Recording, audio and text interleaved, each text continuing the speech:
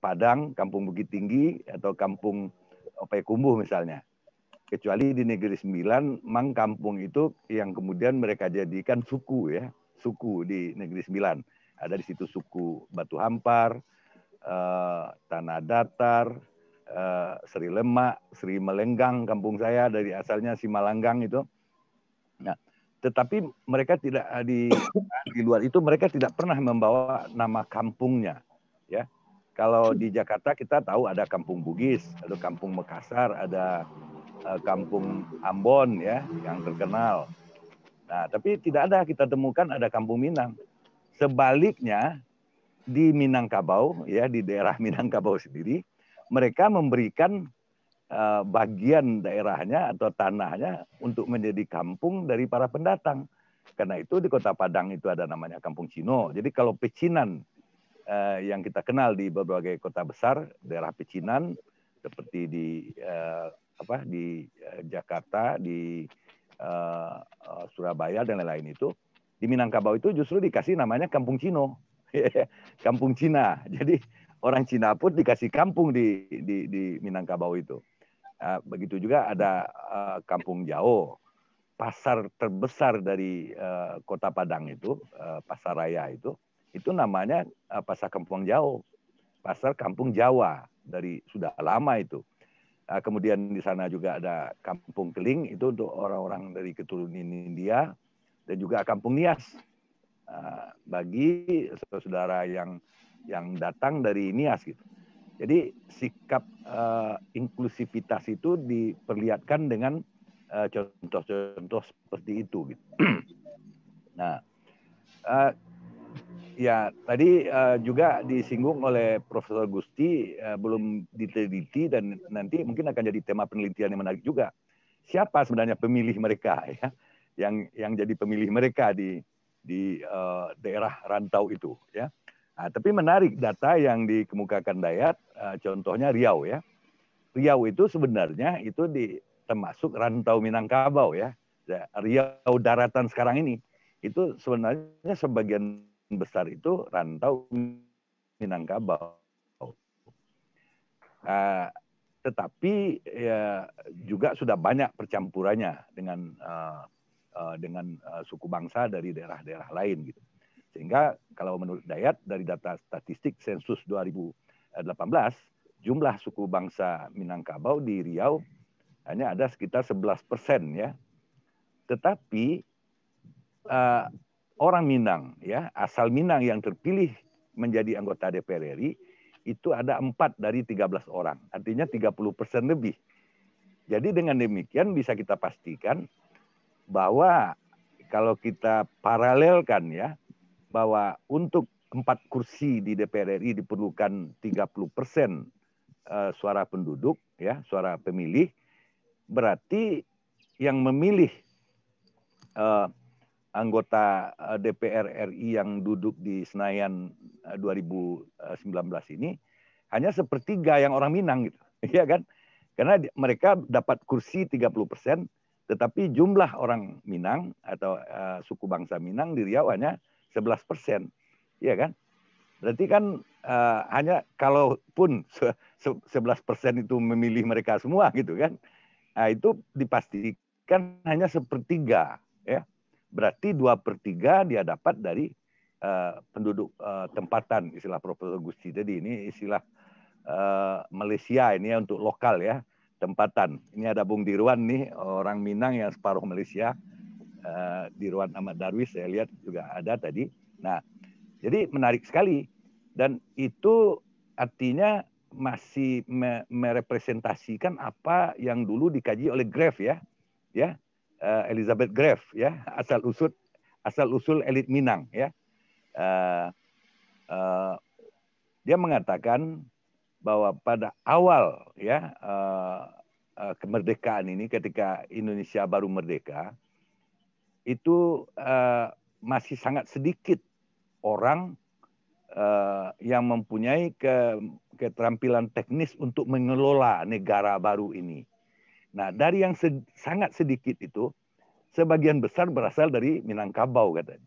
Sungguh tidak sebanding dengan jumlah etnis Minang yang hanya sekitar 3% dari total penduduk Indonesia pada zaman itu. Dan saya kira sampai sekarang pun hanya sekitar 3% itu, 2,5 sampai 3%. Nah, tapi mereka bisa mendapatkan porsi yang malah sampai sampai di atas 10% gitu. Dengan proporsi penduduk 3%, tapi mereka bisa masuk ke jajaran elit itu 10 sampai 17%. Ada kajian yang pernah juga ditulis oleh Pak Nafis dari melihat ensiklopedi, ya. Ensiklopedi Nasional Indonesia 1954 kalau saya tidak salah, tapi bisa dicek lagi. Itu dari seluruh elit ya Indonesia yang ada di dalam ensiklopedi itu, ternyata 17% berasal dari Minangkabau, ya. 17% adalah etnis Minangkabau. Itu di dalam ensiklopedi nasional tahun 1954. Nah, kemudian dia bandingkan dengan ensiklopedi tokoh ya yang diterbitkan majalah Tempo 1981-82 edisi pertama itu. Itu dari sekitar kurang hampir 700 tokoh yang ditulis di situ, itu sekitar lebih hampir 80 adalah orang Minang gitu. Jadi ada sekitar 11%. Jadi tetap saja lebih besar dari proporsi jumlah penduduk mereka. Ya jumlah penduduk ya kalau kita sekarang penduduk 270 juta ya yang terakhir, atau 240 juta pada tahun 2015 atau sebelumnya. Nah, menurut ensiklopedi Britannica edisi 2015, jumlah etnis Minang itu sekitar 8 juta orang. Tapi itu juga sudah termasuk di Malaysia, di Negeri Sembilan yang jumlahnya sekitar 7 juta. Jadi hampir sama dengan sebenarnya hasil BPS sensus 2010, itu jumlah etnis Minang itu hanya sekitar 6,5 juta di Indonesia. Ya, jadi kalau memang ditambahkan sekitar 1,5 sampai 2 juta di Malaysia, ya jadi benar itu yang dikutip yang dinyatakan oleh ensiklopedi Britannica. Nah, kembali lagi, kalau menurut saya modal mereka itu adalah lebih besar itu modal sosial, ya. Modal sosial itu yaitu modal budaya atau cara hidup mereka. Orang Minangkabau itu mengatakan bahwa alam mereka itulah adalah alam yang luas ini. Jadi tanah air Minangkabau ini sebenarnya seluruh dunia ini gitu. Jadi mereka tidak dari dulu sudah berpikir seperti yang dikatakan oleh John Naisbitt ya, think globally, act locally gitu. Jadi mereka sudah memandang dari dulu itu bahwa tanah air mereka, bumi mereka ini adalah alam yang terkembang ini. Karena itu dia ada filosofinya alam terkembang jadi guru, dasar falsafah Minang itu kalau menurut Mr. Nasrun ya, Profesor Nasrun ya, Prof. Gusti. Nah, jadi di mana itu diejawantahkan dalam pepatah tadi, di mana bumi dipijak, di situ langit dijunjung. Mereka akan mempunyai menyesuaikan diri gitu. Bukan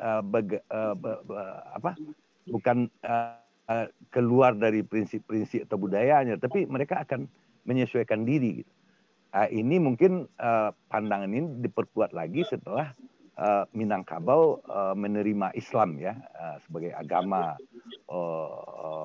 katakanlah agama resmi ya, sehingga semua orang Minang itu ini bertemu dengan pandangan Islam bahwa seluruh alam ini adalah rahmatan lil alamin ya. Islam itu turun, artinya mereka budaya Minang itu juga budaya yang match dengan dimanapun yang bisa mereka pakai gitu. Jadi sebagai ilustrasi ya, ada di dalam Minang itu tadi kan Profesor Gusti mengatakan awak ya, orang awak. Apa sebenarnya asal orang awak ini? Orang awak ini adalah kalau kita terjemahkan ke dalam bahasa Indonesia, itu artinya kita. Jadi orang kita, awak itu adalah kita. Nah, di dalam bahasa Inggris kan sebenarnya tidak ada kata kita itu, yang ada kan kami dan kamu gitu kan. Nah, di Indonesia kita mempunyai satu kata kita itu, kalau di dalam bahasa Inggris kita dan kami itu sama saja ya. Kita, kami sama saja ya. We, us ya. We, us. Nah, tapi di Indonesia kita mengenal kata kami dan kata kita. Kalau kami itu hanya satu pihak, tapi kalau kita adalah keseluruhan. Jadi awak itu maksudnya keseluruhan gitu. Jadi kalau orang awak, di mana mereka mengucapkan, itulah awak itu. Kalau dia mengatakan dalam konteks Indonesia, berarti awaknya adalah Indonesia, ya kan? Kalau dia bicara dalam konteks yang kecil, suku di kampung, itu awaknya hanya satu suku gitu.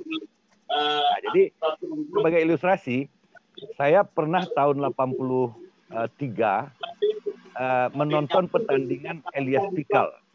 Elias Pikal lawan siapa itu? Saya lupa, dari Filipina ya, waktu di juara dunia itu. Elias Pikal itu orang Maluku.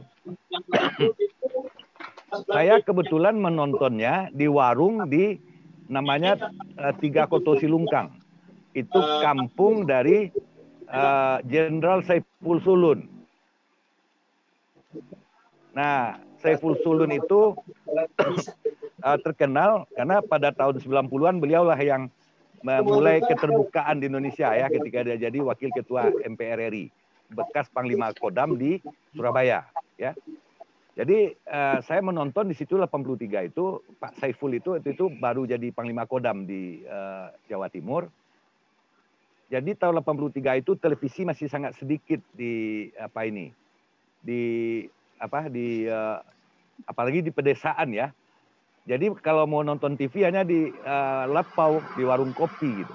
Jadi Bang Saiful ini, Pak Jenderal Saiful Sulun ini juga ikut menonton di situ, di warung itu, di namanya Tiga Koto Silungkang di Palembayan. Itu kampungnya Akagani, kampungnya Dr. Arifai, ya Dr. Rifai. Nah, lagi kami menonton tuh datang orang kampung yang lain, ya. Nanma yang awak kok, artinya mana yang kita. Jadi antara dua ini, Elias Pikal dan lawannya dari Filipina, dia tanya mana yang awak, Nanma yang awak, yang mana yang kita. Lalu komen Bang Saiful, Pak Saiful Sulun ini, inilah nasionalisme orang Minang katanya. Kalaupun ada pertandingan antar galaksi, ya, atau antar bumi, antar planet, awaknya adalah planet. Tapi kalau ada katalah kompetisi antar suku, awaknya itu kecil, suku. Kalau dia menjadi kabupaten, pasti awaknya itu kabupaten gitu. Tapi kalau sudah antar negara, awaknya itu adalah Indonesia gitu. Jadi begitu fleksibelnya mereka, ya. Itu ilustrasi yang menarik bagi saya. Itulah nasionalisme orang Minang. Gitu. Kalau ada pertandingan antar negara, dia awaknya itu adalah negara. Mungkin kalau ada pertandingan antar planet, awaknya adalah planet. Misalnya bumi lawan Mars misalnya, ada pertandingan. Dia akan tanya, Nanma yang awak, yang mana yang awak, kan gitu. Jadi kuncinya itu menurut saya filosofi awak itu. Jadi tadi Prof. Gusti mengatakan ya orang awak itu satu modal sosial sendiri. Saya yakin itu benar gitu. Jadi karena mereka membawakan diri match atau sesuai dengan lingkungannya itu. Itu faktor-faktor yang membuat mereka menurut saya banyak terpilih gitu ya. Dalam dulu malah ya di zaman Orde Baru politik yang masih lebih sebenarnya itu politik yang terpimpin ya. Golkar itu partai yang terpimpin sebenarnya. Rata-rata yang menjadi anggota DPR RI ya, itu adalah putra-putra daerah yang tinggal di Jakarta. Jadi misalnya wakil Maluku, pasti orang Maluku yang sudah jadi tokoh di Jakarta gitu. Itu yang dicalegkan di daerah nanti jadi pengumpul suara lalu duduk lagi di apa. Nah, dalam situasi seperti itu justru orang Minang sulit muncul gitu. Karena selalu orientasinya putra daerah gitu kan di semua daerah itu. Nah, tapi era setelah reformasi di mana politik menjadi semakin terbuka, kompetisinya terbuka, mereka menjadi lebih banyak berkesempatan duduk di pusat mewakili daerah yang bukan kampung halamannya, tetapi daerah-daerah rantau. Nah, apakah ini memang selalu orang yang sudah lama tinggal di sana? Saya kira bisa juga ada bukti-bukti empiris yang lain ya. Ada yang baru, tapi bisa terpilih gitu. Jadi pada tahun periode 14-19 dari Nusa Tenggara Barat, saya kira saya tanya-tanya ya, tapi tidak ada statistiknya. Jumlah orang Minang di Nusa Tenggara Barat itu tidak sampai 2%. 2% atau 3% sampai. Tetapi dia bisa ada 2 orang asal Minang yang menjadi anggota DPR RI di Jakarta, di pusat ya. Satu dari Gerindra namanya Wilgo Zainar, yang kedua Ermalena dari P3 asal Bukit Tinggi.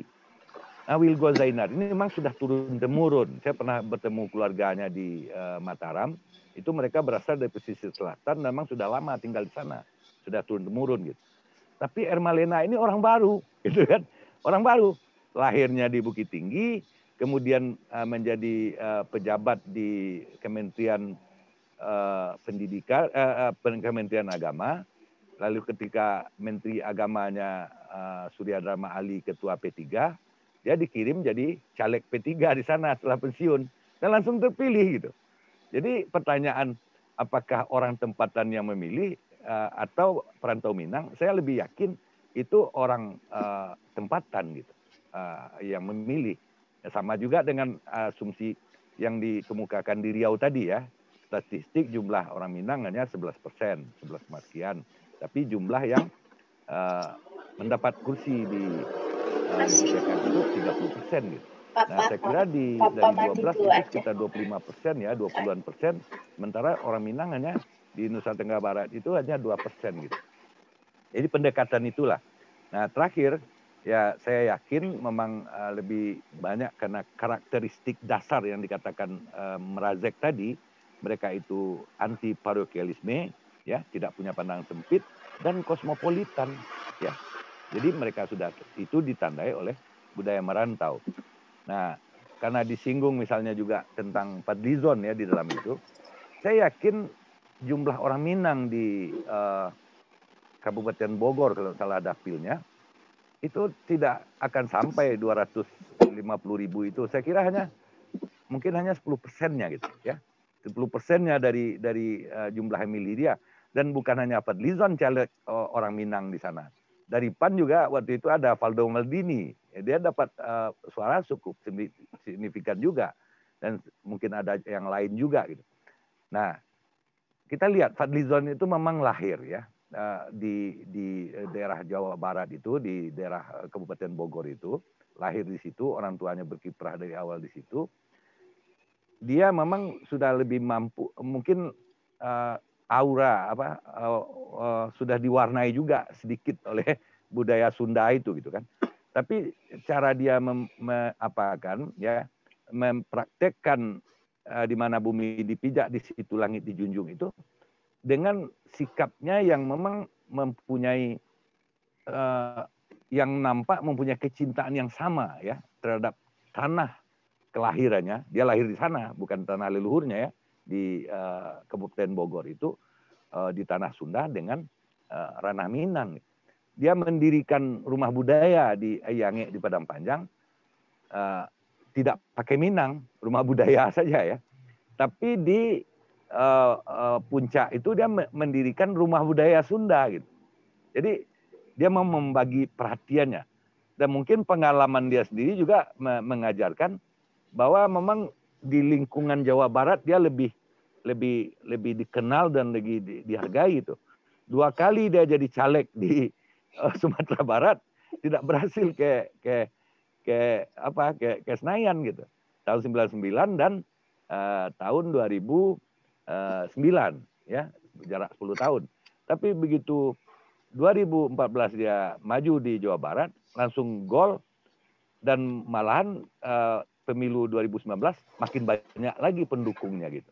Jadi saya kira memang modal sosial, modal budaya ya, cara pendekatan budaya itu cukup menentukan ya bagi keterpilihan mereka di rantau gitu. Saya kira itu saja untuk sementara. Terima kasih atas perhatiannya. Assalamualaikum warahmatullahi wabarakatuh. Waalaikumsalam warahmatullahi wabarakatuh. Terima kasih kepada Bapak Hasril Caniago yang telah menyampaikan paparannya mengenai dinamika keterpilihan perantau Minangkabau dari artinya dari sejarah sampai keadaan hari ini. Bagaimana fenomena keterpilihan orang Minang di beberapa daerah, di Riau, di Bogor, juga di Nusa Tenggara Barat yang disampaikan oleh Bapak Hasril tadi. Pak Hasril mengatakan bahwa modal utama bagi seorang perantau Minangkabau hingga terpilih di rantau itu yaitu modal sosial. Dengan budaya Minangkabau yaitu merantau itu sudah melembaga, menjadi bagaimana seorang caleg yang berdarah Minangkabau itu berusaha beradaptasi dengan lingkungannya sehingga dia mampu menempatkan dirinya, dan itu menjadi mungkin dasar artinya menjadi modal berharga bagi seorang caleg yang berasal dari Minangkabau terpilih di arena politik di rantau. Selanjutnya kita langsung saja kepada pembicara berikutnya, narasumber berikutnya, ibunda kita, Ibu Guru Besar Ilmu Politik FISIP Universitas Pajajaran, Ibu Prof. Sri Zulkhairiah. Pada Prof kami persilahkan. Silakan Bu. Terima kasih Novendra. Novendra ini anak bimbingan saya dari sejak S2. Jadi saya udah kenal betul dia gimana saya sekarang. Tadi Pak Prof. Gustianan sudah bicara tentang sejarah. Saya juga baru tahu ya, karena saya bukan orang sejarah ya. Tapi apapun ilmu itu sejarah sangat penting. Karena bicara sejarah, bicara juga latar belakang. Bagaimana sesuatu ilmu itu akan berkembang ke depannya, prediksi kita ke depannya gimana, harus ada latar belakang atau sejarah. Jadi saya sangat tertarik juga apa yang dikatakan juga dengan yang kontemporer sekarang. Saya juga sangat bangga ya dengan teman saya Hasril Caniago yang dulu sama-sama kita berjuang ya Pak Hasril, dan sekarang sudah menjadi budayawan. Jadi saya berharap Hasril meneruskan sebagai budayawan supaya melestarikan yang tua-tua ya. Jadi ke depan saya juga akan berdoa buat Hasril menjadi budayawan Minangkabau ke depannya. Saya juga sependapat dengan Pak Hasril bahwa aktor rantau Minang ini berhasil di daerah rantau itu juga karena ada modal sosial. Jadi setelah saya tanya jawab dengan Novendra, jadi dia ingin membandingkan dua perantau Minang yang berhasil terpilih di DPR RI. Nah, kalau membandingkan, tentu harus dasarnya ada yang sama, ya. Yang sama itu udah jelas, sama-sama perantau Minang, ya. Tetapi juga harus ada juga kalau bisa ada satu hal lagi yang sama, misalnya partai yang sama di dua daerah yang berbeda, sama-sama perantau Minang, partai sama, dan daerahnya berbeda. Nah, itu yang saya inikan ke Novendra tadi. Karena untuk kita melakukan komparatif politik itu harus dasarnya sama dan kelihatan berbeda. Karena saya waktu S3 juga perbandingan dominasi partai politik Indonesia dan Jepang. Indonesia saya ambil dominasi pada zaman Orde Baru, sedangkan Jepang saya ambil pada mulai dari 55 sampai 93. Pernah LDP itu kalah. Itu jadi itu sebenarnya harus ada yang sama dan ini. Kalau melihat modal sosial, setelah saya baca-baca, anak bimbingan saya juga banyak yang tentang modal sosial, modal politik. Jadi modal sosial itu adalah karena ada nilai-nilai atau norma-norma yang sama yang diyakini pemilih. Jadi, oh mungkin Fadlizon, nilainya sama dengan yang kita miliki. Seperti atau ideologi apa yang dikatakan oleh Prof. Gusti Asnan tadi. Ada Islam, ada nasionalis, ada juga mungkin komunis, ya. Nah, itu mungkin yang akan bisa diinikan oleh Novendra. Jadi modal sosial itu ada kesamaan sehingga dia punya jaringan. Modal sosial itu akan menurun atau meningkat itu tergantung dari pendidikan. Pendidikan juga menjadi modal utama. Pendidikan apa ya? Sudah terang kalau menjadi seorang legislatif tentu pendidikan politiknya. Sampai sejauh mana pendidikan politiknya yang dimilikinya sehingga pemilih tertarik kepada dia dan sehingga dia memilih. Jadi pada waktu dia kampanye itu sudah kelihatan modalnya, modal pengetahuan politiknya. Wah, kalau nggak bisa bicara, caleg di dalam kampanyenya, wah itu emang udah minim lah untuk bisa terpilih. Mungkin itu Novendra bisa lihat, ya, modal sosial itu bisa juga modal budaya, bisa juga modal ekonomi. Ya, kalau ekonomi dalam rangka dia mampu, dia bisa menarik pemilih sebanyak mungkin. Tentu ada modal ekonomi uangnya ya. Kemudian modal budaya tadi dan nilai-nilai dan norma tadi sama enggak gitu ya. Atau mungkin seperti yang tadi kata Pak Hasril, kalau Pak Fadlizon membangun rumah Sunda itu sebenarnya untuk menarik orang-orang pemilih supaya memilih dia. Jadi kita memilih itu punya daya tarik, mesti harus ada daya tarik dan punya kontribusi. Jadi orang akan tertarik, kayak kita mau kenalan dengan anak muda sekarang, misalnya ya antara laki-laki dan perempuan, tentu kita ingin lihat bagaimana daya tarik dia, tentu kita akan pelajari. Nah, begitu juga dengan caleg ini. Jadi caleg itu harus banyak belajar, yaitu modalnya adalah modal sosial. Untuk ke depan itu harus ini. Dan satu lagi untuk kalau memang penelitian nanti di Bandung untuk meneliti Fadlizon ini, Anda harus lihat kantong-kantong kemenangannya dia sih, itu kan banyak ya, kantong-kantong atau kata di Kabupaten Bogor atau di Kabupaten Bandung, itu kantong-kantong dia menang tuh siapa aja. Sekarang masih bisa ya, kalau 2019 masih bisa kan, masih baru Pak. KPU Jabar kan juga udah bagus ya. Nah, Anda lihat kantong-kantong siapa pemilihnya. Nah, Anda harus tanya ke masyarakatnya. Siapa aja, kenapa dia memilih Fadlizon, apa daya tariknya, dan lain sebagainya. Nah, itu mungkin ya. Nah, kalau yang di Riau, kalau saya melihat yang di Riau itu berbeda dengan Fadlizon.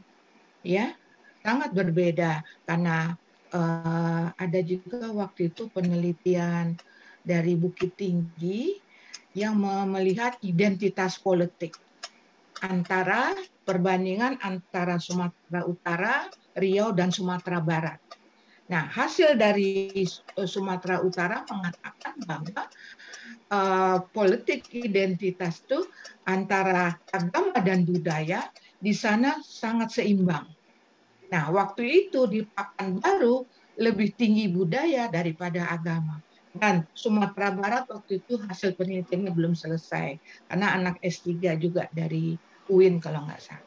Nah itu, jadi bisa juga Anda melihat identitas politik. Karena sekarang lagi tren ya, politik antara budaya dan agama. Bagaimana keseimbangannya. Kalau Sumatera Barat kan sangat kental ya, antara agama dan budaya. Bicara agama, bicara budaya, bicara budaya, bicara agama. Nah, itu juga akan menjadi suatu pengkajian nanti Novendra di Riau. Mungkin dua itu aja Anda penelitian di Riau dan di Bandung atau di Bogor. Ya, mana kantong-kantong mereka. Karena yang di Riau berbeda sekali dengan Jawa Barat. Jadi Anda mendapatkan suatu penemuan baru dan Anda harus memakai banyak teori. Jangan hanya mono teori tapi harus multi teori. Seperti identitas politik atau mungkin politik budaya, ya. Jadi budaya mempengaruhi politik atau politik yang mempengaruhi budaya. Nah, itu juga harus Anda tinjau. Dari Jawa Barat bagaimana, dari Riau juga bagaimana. Ya, banyak sekali sebenarnya konsep-konsep atau teori yang harus Anda bangun. Jadi bagaimana teori itu dari data yang Anda hasilkan, apakah bisa merubah atau emang memperbaharui karena zamannya sudah berbeda, ya, konteksnya sama tapi zamannya sudah berbeda karena teori-teori budaya politik itu sudah zaman kapan dihasilkan oleh para pakar. Mungkin itu saja Novendra yang dapat Ibu jelaskan, ya. Nanti dengan diskusi kita banyak bisa. Assalamualaikum warahmatullahi wabarakatuh. Waalaikumsalam warahmatullahi wabarakatuh. Warahmatullahi wabarakatuh. Terima kasih kepada Ibunda Prof. Sri Zulkhairiah yang telah menyampaikan paparan singkatnya tentang beberapa masukan terkait riset mengenai politik dan rantau. Tadi Bu Prof. Sri menyampaikan mengkaji tentang tema webinar kita ini kan beranjak dari riset saya yang berkaitan tentang politik dan rantau. Memang akan berusaha untuk membandingkan, mungkin masukan-masukan dari Prof. Sri tadi menjadi catatan dan menjadi untuk dapat kami tindak lanjuti nantinya.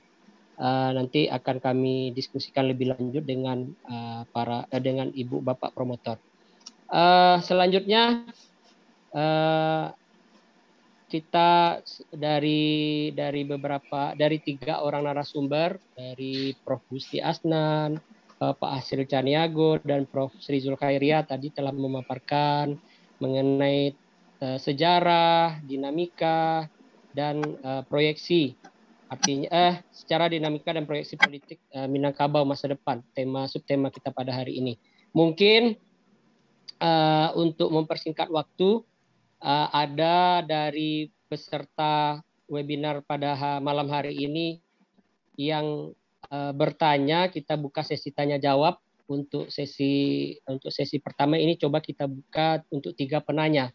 Mungkin yang bertanya bisa bisa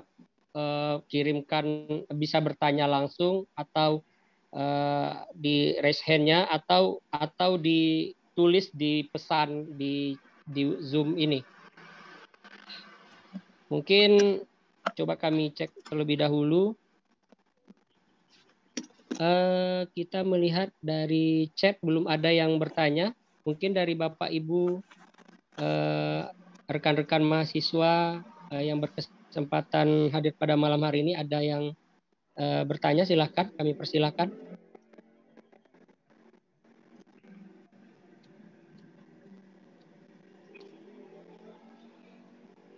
Silakan Bapak Ibu.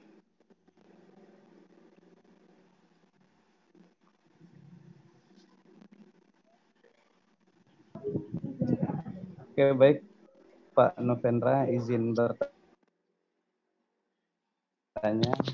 Iya, silakan Pak. Oh, ini abang kita, baik. Bang Dr. Hardi. Ya, silakan Pak Dr. Hardi Putra Wirman. Beliau ini mungkin sebelum beliau bertanya, kita perkenalkan terlebih dahulu. Beliau ini senior saya di Universitas Andalas. Beliau ketua alumni ketua alumni ilmu politik FISIP Universitas Andalas. Beliau juga alumni dari program doktor ilmu politik Universitas Pajajaran yang baru menyelesaikan studinya. Sekarang dosen di IAIN Bukit Tinggi. Silakan Bang Dr. Hardi. Oke, baik, terima kasih Novendra Hidayat, kandidat dokter yang mudah-mudahan dalam waktu dekat bisa selesai. Amin. Suara saya bisa terdengar ya. Baik, yang saya hormati dan Bang. yang saya muliakan narasumber yang telah memberikan pencerahan ilmu kepada kita, Prof. Gusti Asnan. Kemudian ada Pak budayawan Sumbar, Pak Hasril. Kemudian salam hormat juga untuk Prof. Sri. Beliau juga dosen dan guru saya di Universitas Andalas. Baik, tadi memang banyak hal yang sangat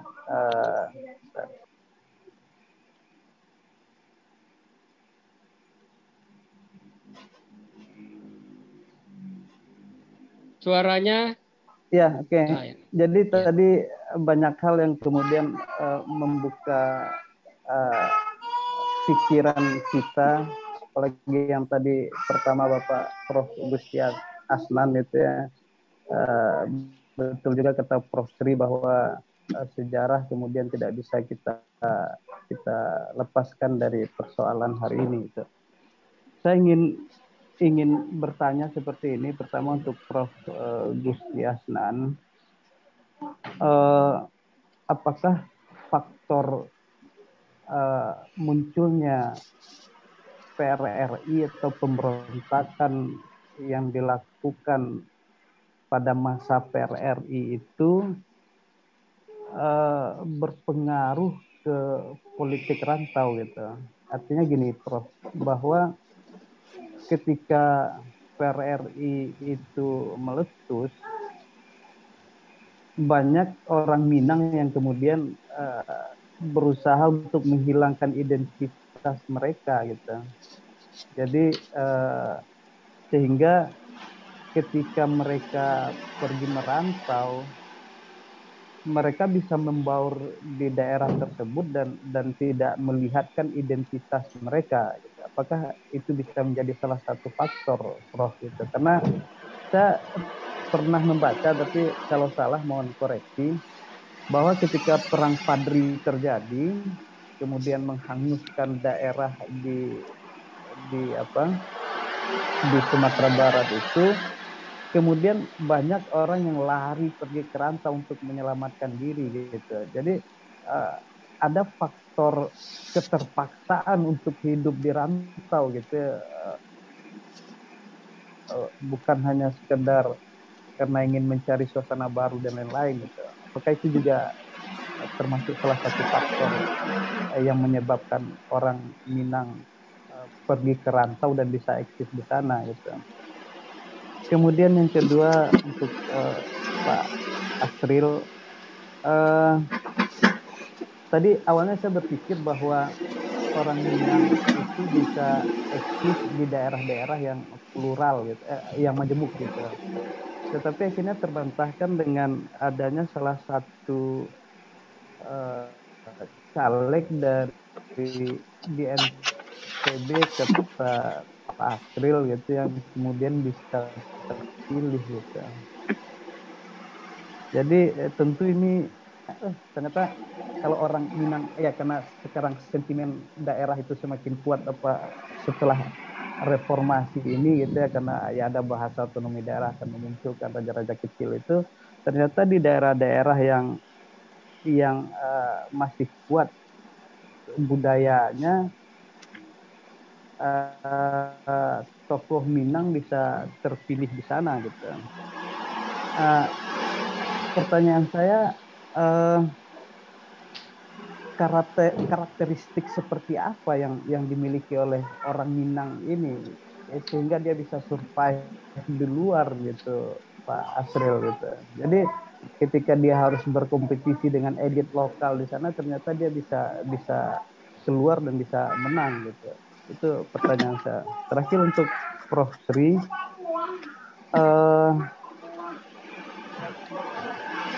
selain modal sosial itu kira-kira apa lagi Prof yang bisa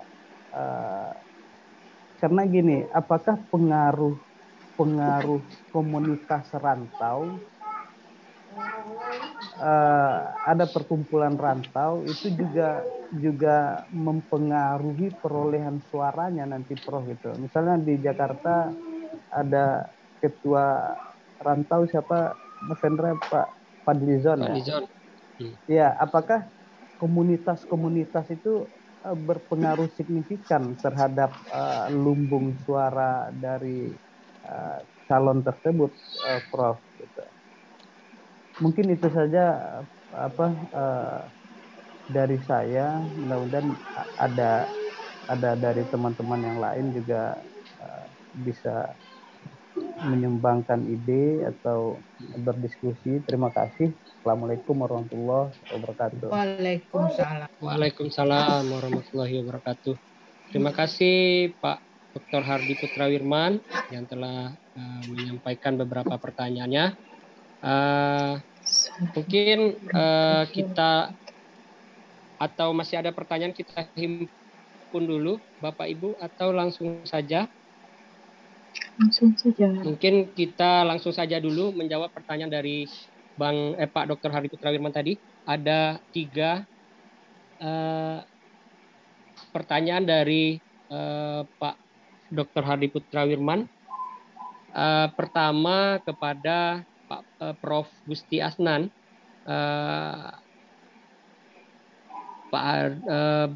Penanya Pak Dr. Hardy Putrawirman menanyakan tentang apakah faktor PRRI berpengaruh kepada politik rantau. Nah, itu kepada Bapak Gusti Asnan. Nah, lalu kepada Bapak Hasril, Bang Hardy Putrawirman menanyakan apa karakter khas yang dimiliki oleh orang Minang sehingga bisa eksis di rantau, dan kepada Bu Prof. Sri, selain modal sosial, ada perantau Minangkabau ini identik dengan komunitas rantau. Komunitas rantau itu bagaimana pengaruh komunitas rantau terhadap keterpilihan perantau Minangkabau di arena politik di rantau. Itu. Mungkin langsung saja kepada Prof. Gusti untuk menjawab pertanyaan dari Bang Hardy. Terima kasih. Assalamualaikum. Terima kasih. Makasih pula Bung Hardy Putrawirman. Pertanyaannya menarik dan jujur saja kita dari orang ilmu sosial, politik, sosiologi atau sejarah lah. Memang satu kelemahan kita nampaknya dari kajian merantau itu setakat ini nyaris nggak ada tulisan, ada penelitian mengenai kekerasan dan eksodus atau kekerasan dan diaspora orang Minang. Saya mungkin 2 atau 3 minggu yang lalu membuat sebuah tulisan yang saya buat di blog saya itu tentang Padri, kekerasan dan diaspora Minang. Nah, itu memang berkaitan dengan Padri. Saya lihat bagaimana kekerasan itu memaksa orang Minang merantau dan berdiaspora. Tapi untuk masa-masa berikutnya, terutama berkenaan dengan kegaduhan politik yang ada di Sumatera Barat pada awal abad 20, pada perang kemerdekaan atau 50-an, terutama sekali berkenaan dengan PRRI, itu relatif nggak ada. Memang Pak Mokhtar Naim juga menyinggung sedikit dalam disertasinya mengenai eksodusnya orang Minang pada saat atau pasca PRRI.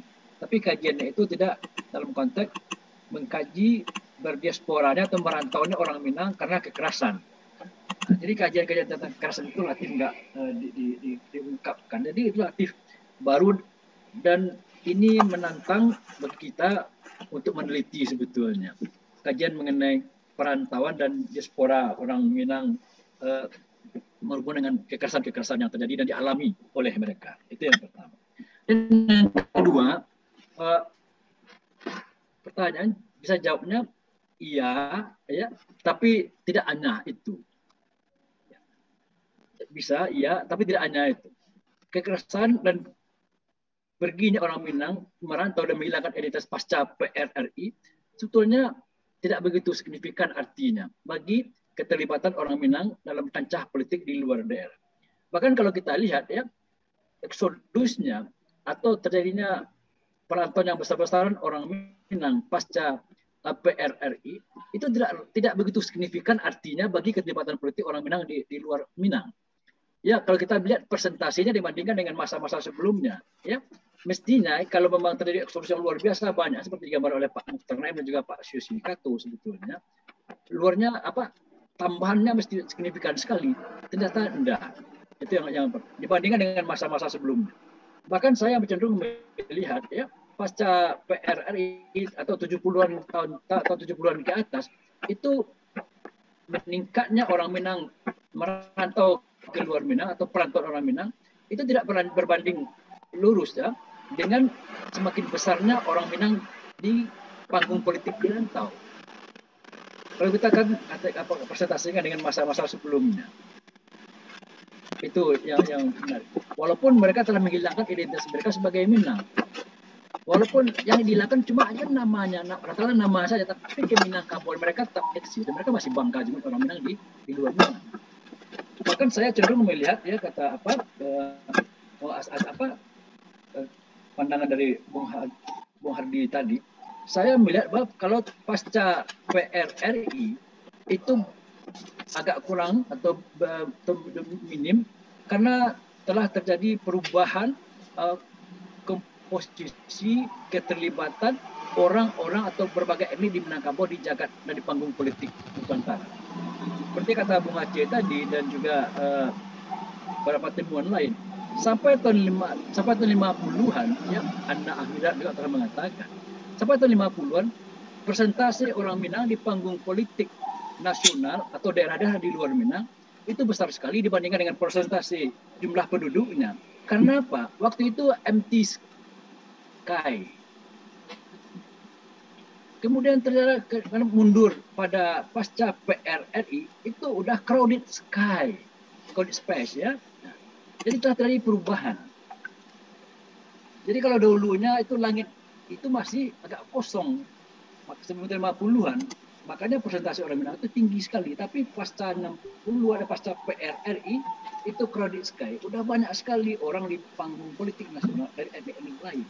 Itu yang menarik bagi saya. Jadi tidak begitu signifikan arti perubahan politik.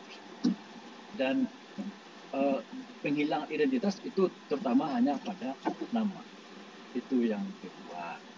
Dan saya memang setuju sekali ya bahwa ya, kekerasan itu telah memaksa orang Minang pergi keluar. Dan itu menarik sekali. Memaksa orang Minang pergi keluar, merantau baik merantau lokal antar daerah di Minangkabau seperti penelitian saya dalam Perang Padri atau keluar Minang. Perang Padri pun juga memaksa orang Minang keluar dari Minang. Banyak sekali. Tahun 1908 pemberontakan pajak juga demikian. Tahun masa revolusi juga demikian. Tahun 50-an lebih banyak lagi. Dan mereka keluar ya. Dan keluar pada masa karena kekerasan tersebut itu relatif tidak begitu signifikan sekali. Penilaian saya sesuai dengan corak dan bentuk keterlibatan mereka di rantau. Karena apa?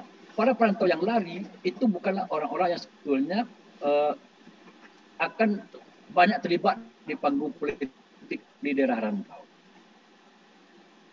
Pasca PRRI itu yang paling banyak dan hadir itu adalah memang para pedagang Bung Hardi. Jadi eksodusnya orang Minang pasca PRRI itu menghadirkan sebuah fenomena baru dalam perantau orang Minang itu menghadirkan mereka kelompok-kelompok pedagang. Itu yang paling banyak samping dari saja aktor intelektual dan aktivis partai dan politisi. Tapi yang paling banyak perantau Minang pasca PRRI itu adalah memang pedagang.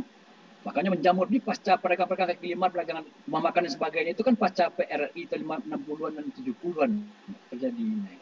Mereka tidak berkiprah di panggung politik dan tidak menjadi orang-orang politik. Ya. Tapi untuk masa-masa sebelumnya itu adalah arti perantau yang menjadi tokoh-tokoh politik dan aktor-aktor.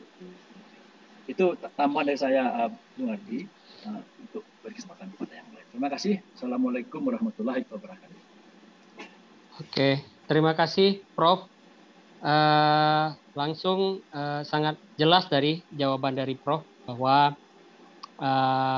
PRRI menjadi faktor tapi itu tidak faktor utama ya. Intinya kenapa orang Minang keluar itu bukan menjadi faktor utama. Orang Minangkabau merantau sebenarnya. Tapi itu menjadi faktor. Itu jawaban dari Prof. Gusti. Mungkin lanjut kita ke pertanyaan ke Bapak Hasril mengenai karakter khas orang Minang yang dimiliki oleh orang Minang tadi. Sebenarnya Bapak Hasril tadi sudah menyampaikan sebenarnya yang mengutip dari Merazek tadi ya. Pak Hasril, mungkin bisa diperjelas Pak Hasril atau ada tambahan? Silakan Pak Hasril. Terima kasih. Juga terima kasih dengan Dr. Hardi. Dikatakan tadi bahwa diduga ya orang Minang itu bisa eksis di daerah-daerah yang majemuk, plural ya.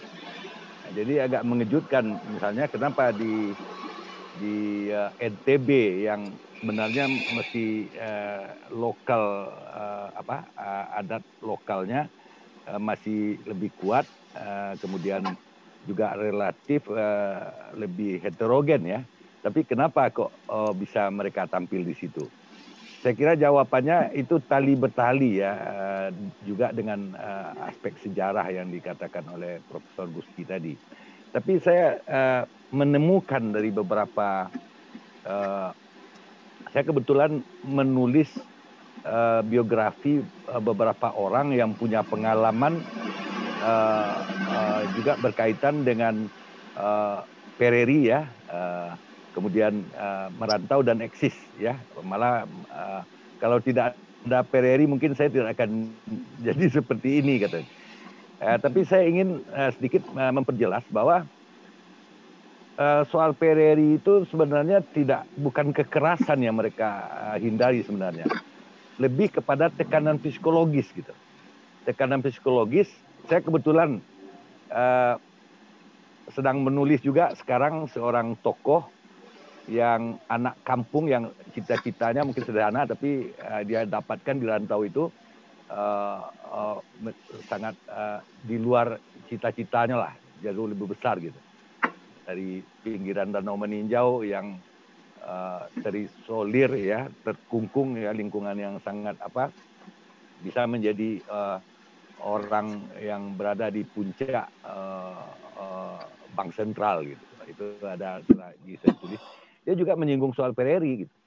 Jadi yang lebih dirasakan waktu itu sebenarnya tekanan psikologis gitu. Dianggap orang kalah ya. Nah, tapi pergi merantau adalah cara menjaga harga diri. Di kampung dia merasa orang kalah gitu. Jadi ada ungkapan orang-orang yang mengalami masa itu, jangankan melihat tentara itu tentara pusat ya, yang datang dari Jawa yang mengalahkan pereri itu, melihat ada pakaian tentara saja terjemur itu sudah merasa tertekan dia gitu.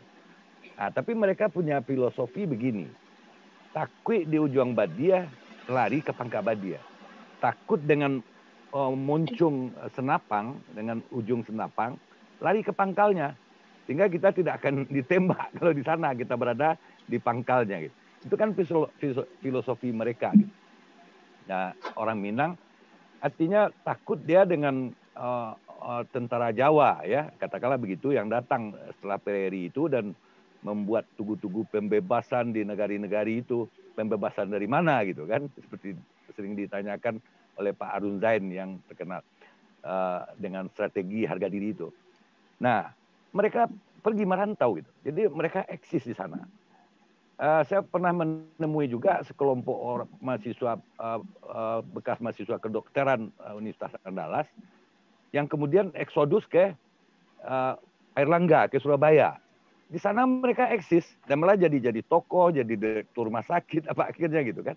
Nah, kita tahu seluruh mahasiswa Universitas Andalas ketika itu adalah pendukung PRRI, malah mereka menjadi tentara PRRI, ya, sehingga Universitas Andalas harus ditutup lebih kurang 2 tahun ya, baru dihidupkan kembali setelah PRRI relatif aman.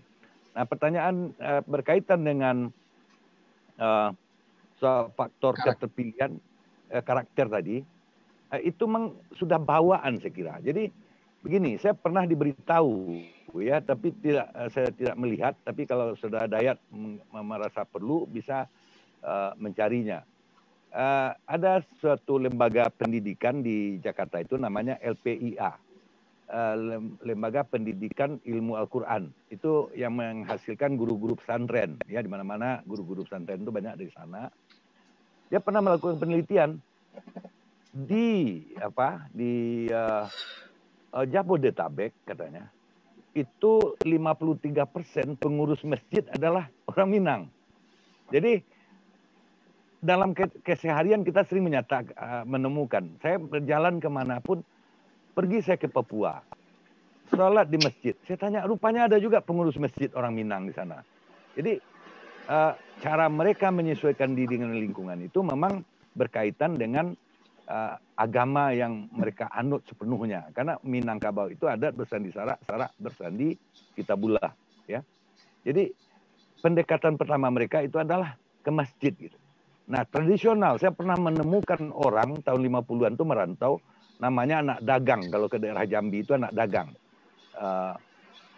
Mereka belum sampai ke daerah yang ditujunya, sudah dapat istri malahan di sana. Apa cara yang dia lakukan? Jadi di perjalanan,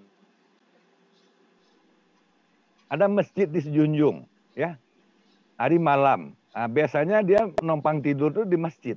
Itu cara pendekatannya gitu. Rupanya di masjid itu sudah lama orang tidak azan gitu. Jadi dia bermalam di masjid, minta izin kepada orang yang ada di warung, boleh enggak saya tidur di masjid nih Pak? Boleh, silakan. Saya ketemu orangnya gitu kan. Lalu dia tidur di masjid, pagi-pagi dia bangun azan. Sehingga semua orang tersentak gitu kan. Jadi dia azan, orang akhirnya datang sembahyang sholat subuh ke sana gitu kan. Lalu ibu-ibu tanya, lihat anaknya juga lumayan baik, azan lagi gitu kan. Nah, jadi anak mau kemana? Mau merantau ke Jambi katanya. Jadi jangan ke Jambi, sini saja. Jadi itu daya tariknya dia pendekatan itu gitu kan. Nah, saya ingin contohkan dalam politik ya. Tadi saya contohkan Nusa Tenggara Barat ya. Nah, ada tahun pemilu 2004 itu terpilih seorang perempuan dari Kalimantan Timur, dari PAN. Namanya Ibu Nurdiati Akma. Dia terpilih jadi anggota DPR RI dari PAN.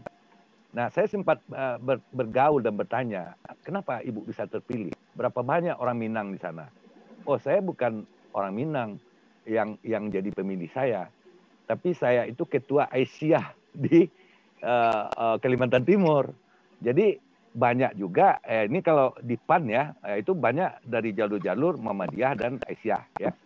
Nah, saya kira di yang lain-lain juga menggunakan komunitas atau ormas-ormas yang banyak pengikutnya di daerah itu. Tapi saya belum meneliti ya. Mungkin Wilgo Zainar ini apa yang dia pimpin misalnya di apa itu. Itu juga menarik untuk dilihat ya. Dari mana dia terpilih. Pak Lidon mungkin ada kegiatan budaya atau apa dia apa itu di dalam oleh Novendra gitu. Nah, saya kenal tadi dengan John Tidal ya. Dia pendekatannya dia juga orang Muhammadiyah gitu. Jadi di Riau itu banyak orang Muhammadiyah yang orang Minang tapi orang Muhammadiyah dan dia juga dikaitkan dengan masjid. Jadi dia katakan satu-satunya jabatan yang saya tidak ulang sampai sekarang itu lagi orang mau minum ya. Ada apa itu? Saya ketua masjid Sutia di Menteng itu. Itu dia ketuanya itu. Masjid Sutia macam sejarah Prof. Itu kan jamnya gitu ya. Iya teman-teman apa. Jadi itu modal mereka juga organisasi yang mereka pimpin. Jadi orang-orang Minang itu terkenal agak dengan ada soal-soal mereka tuntangan. Tapi akhirnya mereka mengejar jalur masjid. Jadi di mana pun pengalaman saya ya masjid di daerah itu selalu ada orang-orang Minang pengurus gitu. Numpang sholat di masjid, saya dari Padang, sini orang banyak sekali kemudian bagaimana memang betul kayaknya diamalkan itu. Jadi sebuah orang-orang itu memang diberi dengan ilmu kemasyarakatan gitu ya. Mana itu?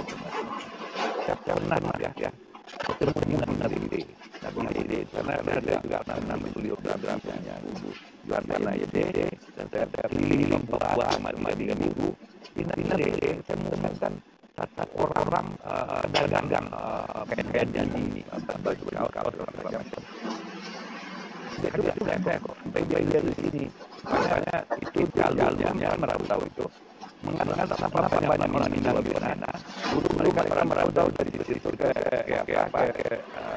Melihat lalu ada yang gagal kemudian dia mencari ke pulang dia lihat ada peluang itu dia tahu saudara-saudaranya di kampung di Indonesia akhirnya rame-rame mana gitu jadi saya bilang orang-orang bilang gitu budaya orang Papua ini itu sangat tinggi lah ya apa mereka sangat keterpasan dunia mereka orang yang sangat baik berterima kasih kepada Papua itu jadi dia contohkan pengalamannya jadi dia dikenal oleh orang-orang di sana gitu karena jadi saya kali-kali ada orang-orang dari gunungan gitu belanja beli baju kaos macam-macam kan lalu dia lihat anak umur ya lihat tahun lah kayak gitu dia panggil sama pedagang ini namanya atau sisir ini dia kasih baju bel anak itu kan kamu suka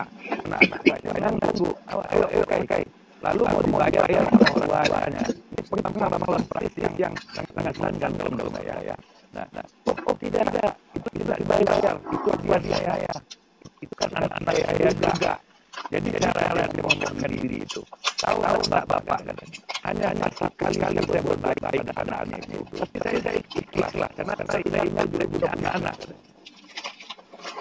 dia malah berpuluh kali setiap dia datang mau berbelanja dari gunungan itu penyanyi namanya itu dia belanja tapi mau oleh saya bawa pisang bawa ini gitu padahal ini kan langgan begitu orang tua jadi dia melakukan itu dengan makanannya pada banyak orang awam kan ada kalau di sini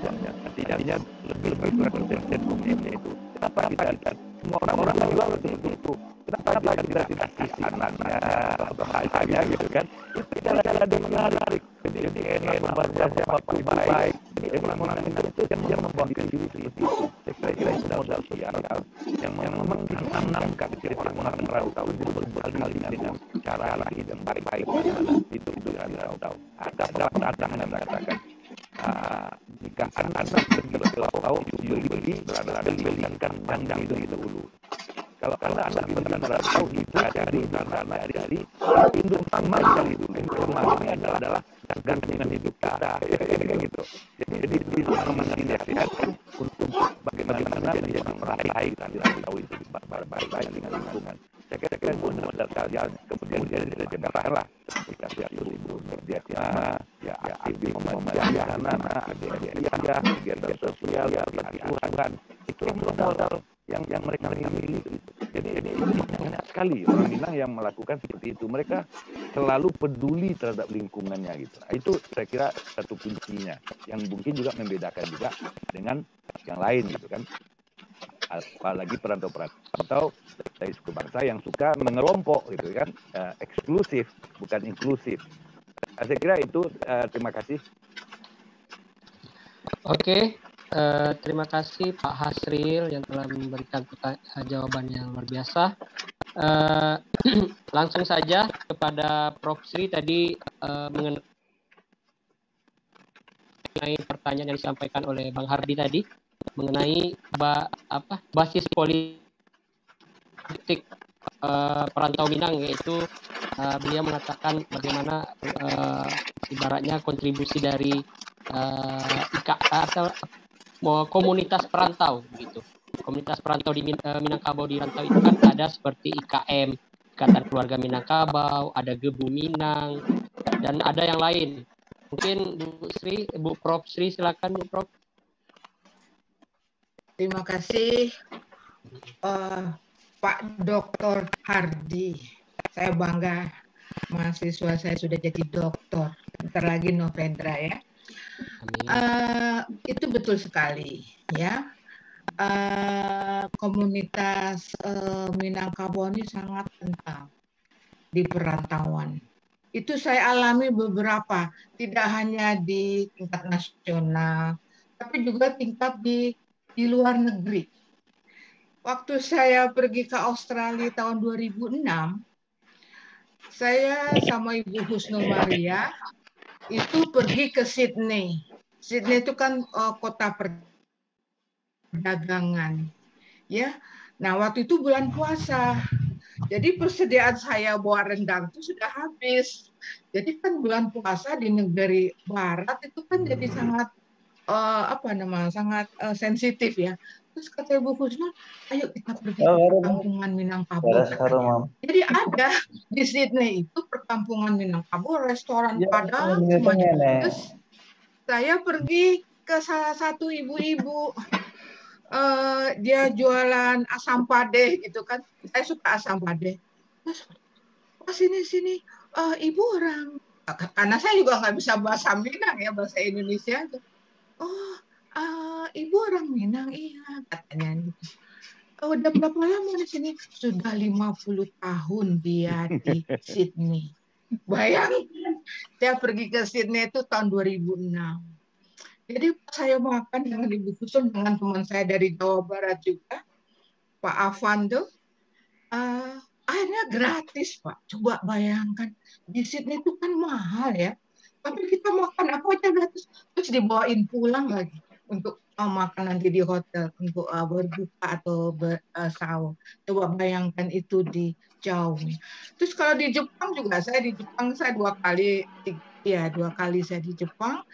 Jadi saya pergi ke daerah Hokkaido, Sendai namanya. Itu ada masjid, itu ada orang Minang di sana itu.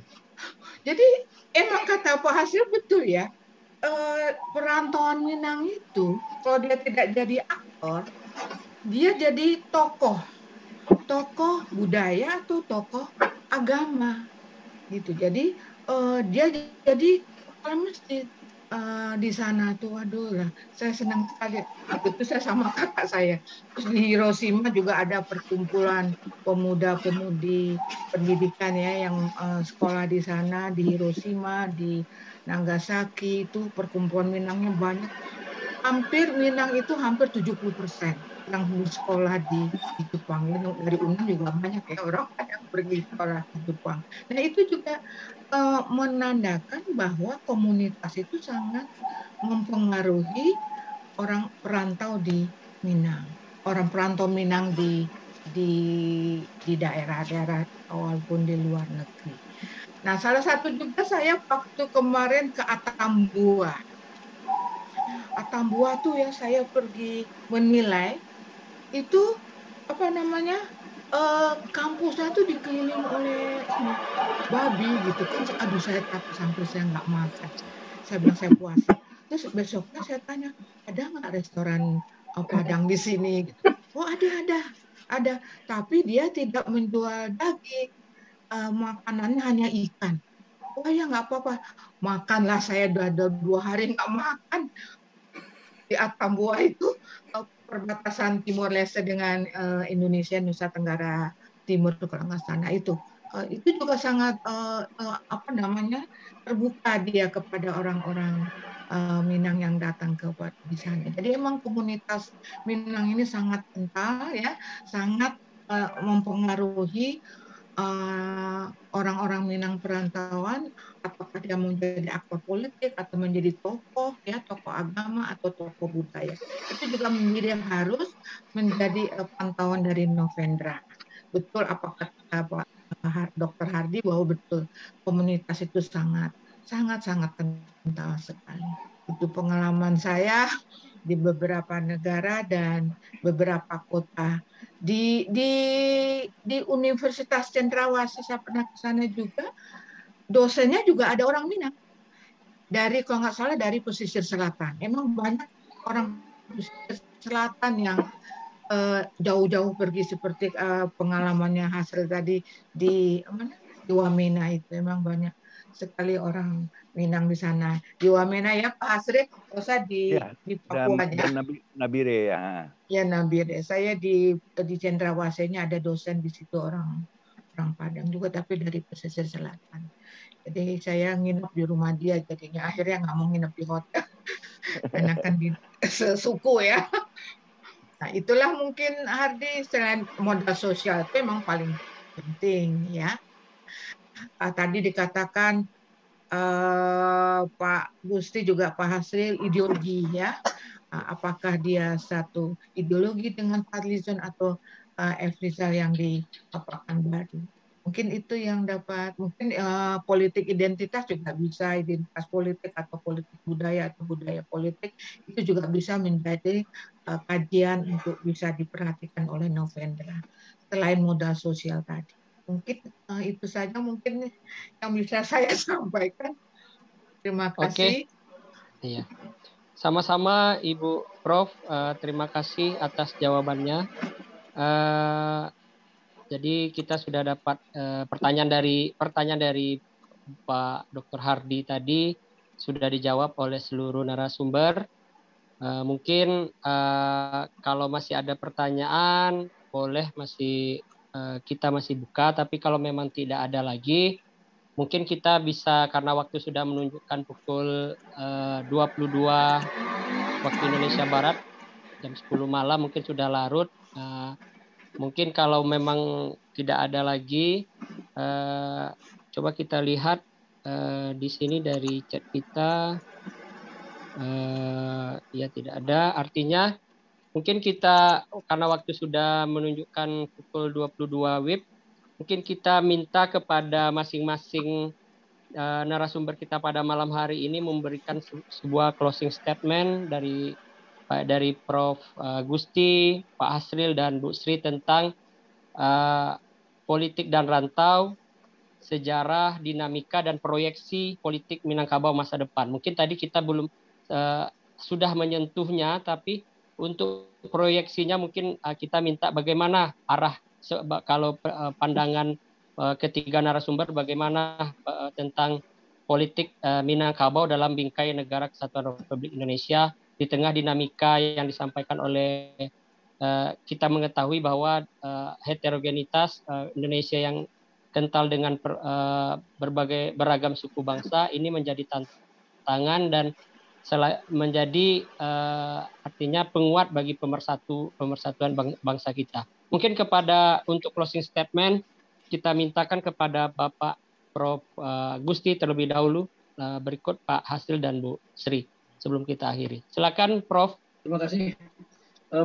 Pengalaman historis memang membuktikan ya bahwa sikap dan inklusivitas orang Minang ya teruji waktu ya telah membuktikan bahwa mereka bisa diterima kapanpun dan dimanapun. Kalaupun ada fluktuasinya itu hanya naik turun saja. Jadi di masa lalu, masa sekarang, walaupun saya memang tidak bicara untuk masa depan karena sejarah lebih cenderung untuk masa lampau, tapi perubahan-perubahan tersebut tidak akan banyak sekali jatuh atau turunnya. Jadi sikap inklusivitas tersebutlah ikut membantu orang Minang ya mampu tampil dan hadir di panggung politik nasional secara umum atau panggung politik daerah-daerah atau kota-kota lain di luar Minang atau di daerah rantau. Dan kemampuan orang Minang menjaga sikap-sikap seperti ini adalah modal sosial yang besar atau modal bagi orang Minang untuk bisa tetap tampil di panggung politik nasional ataupun hadir di kancah politik nasional atau sosial politik nasional. Itu ya yang pertama yang saya lihat. Kemudian yang kedua, yang tidak kalah pentingnya, ideologi yang dibawa oleh orang Minang ya sejak masa dulu sampai sekarang itu ternyata tetap tetap bisa masuk di ruang-ruang dan kurun waktu yang lain dan di daerah yang lain. Ada penyesuaian ideologi yang mereka bawa. Itu yang saya lihat. Dan menarik sekali pelajaran sejarah ini mungkin Ibu Sri pasti jauh lebih paham daripada saya. Ada kedinamisan orang Minang berpolitik dan berideologi. pada awal abad 20 mereka itu banyak sekali di samping Islam itu dekat dengan Kristen, dengan komunis. Iya. Sehingga muncullah tokoh-tokoh Minang Islam komunis. Kemudian agak sampai tahun 50-an hal itu agak melekat dengan orang Minang. Berapa banyak tokoh-tokoh Islam komunis Minang, kita angkat saja Islam komunis Minang di panggung nasional. Tapi ketika masa-masa berikutnya mereka ternyata mampu pula menyesuaikan diri dengan panggung dan tingkah politik Orde Baru dengan di dalam Golkar. Pada awal Orde Baru tampil pula di PAN dan lain sebagainya, sekarang di Gerindra dan lain sebagainya. Jadi mereka mampu masuk ke panggung-panggung, ke pentas-pentas politik dan ruang-ruang politik dan ideologi. Dan ternyata itu bisa membuat mereka selalu hadir dan tampil di panggung politik nasional. Nah, itu saja kabar dari saya. Terima kasih. Assalamualaikum warahmatullahi wabarakatuh. Waalaikumsalam warahmatullahi wabarakatuh. Terima kasih Prof. Berikut Bapak, mohon kepada Bapak Hasril, silakan Bapak. Closing statement-nya Pak.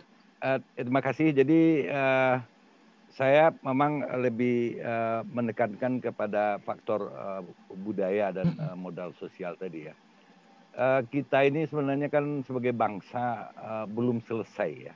Jadi kita bangsa yang masih berproses ya. Secara budaya ya, budaya politik gitu kan. Nah, saya melihat ya cara kemunculan tokoh-tokoh Minang di panggung politik dari berbagai daerah di luar Sumatera Barat ini sesuatu yang lebih menonjolkan nilai positif gitu. Nilai positifnya apa? Mereka lebih mengandalkan modal sosial daripada modal materi gitu ya. Jadi memang secara mungkin ya modal materi tentu juga penting gitu kan. Tapi seharusnya pendekatan seperti inilah yang mesti kita pakai di politik gitu. Jadi dengan adanya kajian dari penelitian dari Novendra Hidayat ini mungkin bisa mengungkapkan satu nilai-nilai yang seharusnya nanti kita menjadi salah satu acuan lah ya di dalam perpolitikan kita ke depan. Karena sebenarnya situasi politik kita ini sebenarnya kan berada di fase yang sedang mencari ya, di persimpangan jalan sebenarnya. Kenapa? Karena politik kita itu kan lagi lebih orientasinya kemana gitu. Jadi tahun 90 tahun yang lalu, 32 Bung Hatta sudah menuliskan bahwa negara yang akan kita bangun ini adalah negara demokrasi ya, negara demokrasi. Itu beliau tulis dalam ke arah Indonesia Merdeka yang kemudian menjadi anggaran dasar dari PNI baru, PNI Pendidikan yang beliau dirikan bersama Sultan Syahrir. Nah, apa kata Bung Hatta? Negara yang akan kita bangun ini adalah negara demokrasi ya. Demokrasi yang akan kita gunakan adalah demokrasi yang mempunyai dasar-dasar di dalam masyarakat kita. Mungkin dalam pikiran Bung Hatta itu salah satunya Minangkabau. Nah, karena itulah muncul di sila keempat itu tentang permusyawaratan ya, tentang musyawarah ya, dan perwakilan gitu kan. Nah, apa kata Bung Hatta mengingatkan waktu itu? Kalau yang kita kembangkan adalah demokrasi Barat, kalau kita menyalin, itu istilah Bung Hatta, menyalin demokrasi Barat, konsep yang diperkenalkan oleh Montesquieu dan Rousseau, maka nanti demokrasi kita itu akan dikuasai oleh pemilik modal. Itu sudah diingatkan oleh Bung Hatta 90 tahun yang lalu. Nah, sistem politik yang ada sekarang, akhirnya kan kita akui. Ya, Profesor Mahfud MD mengatakan 90% pilkada kita dibiayai oleh cukong. Itu kan yang dikatakan Bung Hatta 90 tahun yang lalu. Berarti kita salah mengambil sistem politik atau budaya politik yang kita kembangkan sekarang. Ya, mungkin kita baru tahap mencari-cari sistem, belum kepada budaya demokrasi atau budaya politik. Jadi mudah-mudahan studi ini juga mempunyai sumbangan ya untuk membuka mata kita mencari lagi ya, menentukan jalan ke arah mana demokrasi kita ini mestinya akan berkembang ke masa depan. Saya melihat salah satu posisi positifnya adalah cara berpolitik orang Minang. yang terbukti ternyata diterima di daerah-daerah lain, bukan hanya di Minangkabau. Nah, mungkin nilai-nilai ini bisa digali. Itu saja, terima kasih. Baik Pak, terima kasih Pak Asril. Closing statement-nya. Lanjut kepada Bu Prof. Sri, silakan Bu. Ya, kalau saya melihat tadi dikatakan bahwa Minangkabau ada dua dasar, ya, agama dan budaya. Itu mencerminkan 4 tokoh ulama, cerdik pandai, ya, cerdik pandai, apalagi ya? Nenek Mama, Nenek Mama, Adat. cerdik pandai, Adat. Nenek Mama, itu budaya, ya. Dan Bundo Kanduang. Dan Bundo Kanduang. Nah, ini yang Bundo Kanduang ini yang masih sekarang saya ke depan sangat prihatin dengan posisi Bundo Kanduang ini. Kalau yang 3 udah kelihatan ya tentaranya di mana-mana, ya. Tapi Bundo Kanduang juga ada yang cendekiawan juga, ya. Tapi ke depannya saya melihat bahwa di mana-mana, saya contohkan misalnya Fadlizon di Bogor diterima, bukan di masyarakat Minang, di masyarakat Sunda. Sedangkan Prabowo, saya kutip ya, Prabowo di Sumatera Barat Minang Telak. Dia bukan orang Minang. Tapi kenapa? Karena ada 3 budaya, ada 3 nilai yang berkembang di masyarakat dimanapun dia berada pasti ada itu. Tokoh, Tage dan Takah dan Tage. Nah, itu saya lihat di mana-mana ada. Jadi saya juga pernah penelitian pada waktu S2 dengan Prof. Maswadi Rauf. Waktu itu saya suruh meneliti secara holistik, di mana kalau suaminya Jawa, istrinya Minang, dan satu lagi istrinya Jawa, suaminya Minang. Jadi tukar.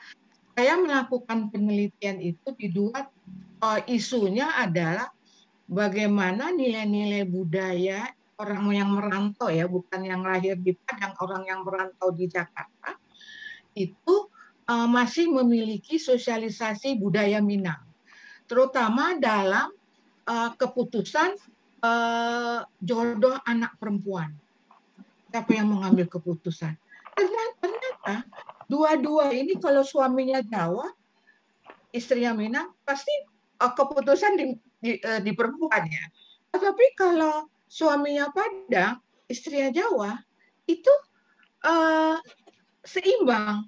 Jadi akhirnya saya jelaskan seperti itu. Jadi pas saya teliti itu di keluarga saya, dia tidak tahu kalau saya sedang mengadakan penelitian.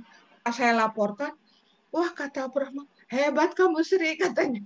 Saya kasih nilai A. Karena ini sangat baru pada waktu itu tahun 80, 90, 91. Jadi budaya sosialisasi budaya Minang di perantauan itu masih sangat kental disosialisasikan oleh orang tua mereka. Nah, itu yang sangat saya terkesan.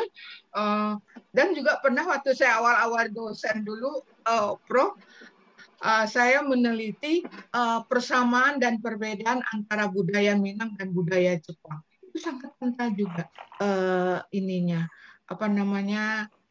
nilai-nilai perempuan itu. Ya, kalau Minang kan matrilineal. Di sana juga semua serba perempuan yang bekerja, semua nggak ada laki-laki.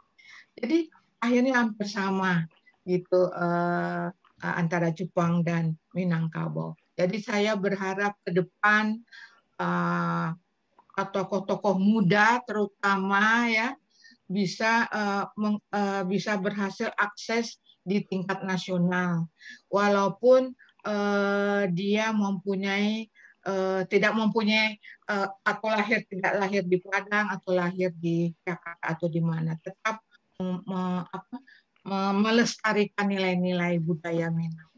Itu mungkin statement saya, berharap ke depan, terutama untuk perempuannya ya Prof, ya Pak Hasril, perempuan Minang kita belum banyak yang berkiprah. Nah, ini adalah konstelasi Buntu Kanduang kita atau nenek mama, peranan nenek mama kita ke depan. Mungkin itu closing statement saya, berharap ke depan Minangkabau tetap eksis di antara suku-suku yang ada di Indonesia. Demikian, Assalamualaikum warahmatullahi wabarakatuh.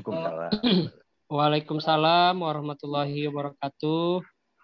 Terima kasih. Itu, Pak Prof Gusti mau bicara. Silakan Prof. Ini mungkin agak keluar dari closing statement, tapi ini berkenaan dengan apa yang disampaikan Bung Hace dan Dayak tadi tentang persentase orang Minang di Riau berdasarkan sensus atau jumlah angka-angkanya. Yang tadi dikatakan kurang dari 10% atau berapa persen dikatakan Bung Hace tadi. 11%. Saya sekarang lagi ada kerjasama dengan Profesor Yosi Kato tentang orang Minang di Riau, ya, penelitian orang Minang di Riau. Salah satu temuan kami ya, ternyata sedikitnya angka persentase orang Minang di Riau itu salah satu alasannya atau latar belakangnya adalah perubahan pola pendaftaran dan pengakuan orang Riau terhadap etnik mereka. Benar. Nah, jadi terjadi perubahan yang signifikan katanya ketika sejak tahun terutama pada masa reformasi inilah bahwa ada ketakutan atau ketidaksukaan orang-orang yang sebetulnya leluhur mereka atau darah mereka itu ada darah Minang tak mau lagi mengaku orang Minang. Sehingga mereka dikategorikan bukan orang Minang di Riau.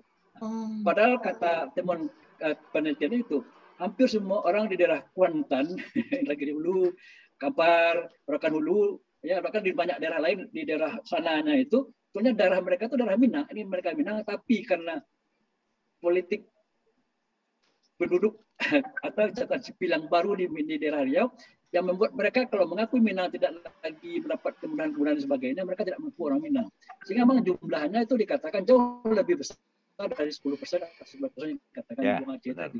Itu temuan kami itu. Jadi mungkin hati-hati juga nanti tapi memang angkanya memang demikian. Kalau berdasarkan etniknya yang hitam di atas putih memang seperti itu. Tapi realnya darah mereka, spirit mereka sebetulnya adalah spirit saya tambahkan sedikit, Prof. Silakan. Dayat tentu tidak salah dia menggunakan angka statistik ya, karena itu angka sensus. Sebenarnya memang itu yang terjadi di Riau itu salah satunya. Ada sentimen, kalau dikatakan sentimen anti Minang itu memang ada di Riau itu. Dasarnya ada sedikit keirian ya, karena orang itu selalu sukses. Saya pernah bertemu dengan Bupati Siak Hulu ya. Dia katakan itu antara orang Minang dengan orang Melayu Riau itu sangat berbeda sekali dalam hal melihat kehidupan terutama ekonomi ya. Kalau orang Riau itu kalau ditanya kemana Ancu, katanya kan cari angin. Jadi dia hanya cari angin. Kalau orang Minang tanya kemana tuh Cipiti gitu. Jadi dia contohkan ya di Siak Hulu itu kan ada program PIR ya sawit. Itu kan banyak sekali sawit di situ. Sudah hampir semua kepala keluarga orang Riau itu sudah dapat jatah plasma sawit masing-masing 2 hektar ya. Cukuplah untuk hidup mereka sederhana. Tapi mereka sudah terlena saja dengan hasil itu gitu. Jadi karena hasil sawit itu masuk ke rekening tiap bulan, jadi tiap hari itu kerja rakyat saya itu cari angin. Untuk cari angin itu karena mereka sudah punya uang, beli sepeda motor. Tapi yang jadi dealer atau agen sepeda motor itu semua orang Minang. Jadi akhirnya saya kasih makmur rakyat saya, tapi yang mendapat uangnya orang Minang juga katanya. Nah, itu yang menyebabkan ada sentimen itu. Salah satu contoh nyata ya, rumah makan sederhana itu, ya saya kebetulan biografi pendirinya Pak Haji Bustamam itu punya simbol di Mataram pun dia pakai itu. Rumah gonjong itu, rumah adat Minang, selalu ada ornamen gonjong, itu ciri khasnya. Tapi di Pekanbaru tidak boleh, ya, tidak boleh pakai itu, hanya di Pekanbaru gitu. Hanya harus pakai lancang kuning itu, jadi lambang lancang kuning itu harus dipakai. Lihatlah di Pekanbaru itu. Nah, jadi orang Minang ini kan katakan seperti Pereri itu. Ya untuk menyesuaikan diri menghadapi itu mereka tidak mau frontal, dicari akal gitu. Jadi saya pernah bertanya, jadi sampai ke tempat tanggal lahir, tempat lahir itu diselidiki itu gitu kan. Nah, begitu ada semangat antiano. Kalau lahirnya di Sumatera Barat, di Selatan, nah itu kalau dapat janganlah dia jadi caleg, jadi ini, jadi itu segala macam itu kan. Nah orang Minang itu kan hanya soal mengubah tempat tanggal lahir aja, diubah aja ke TP, ya kan, segala macam. Nah, berdasarkan catatan waktu itu yang anggota DPR periode kalau salah 2009-2014 DPRD Riau itu, berdasarkan tanggal lahir, tempat lahir itu hanya 2 orang dari 55 waktu itu yang jadi anggota DPR, hanya 2 orang Minang. Tapi ketika IKMR mengadakan acara, hadir 24 orang. Semuanya anggota DPR. Saya tanya, kenapa? Itu loh zamannya gini.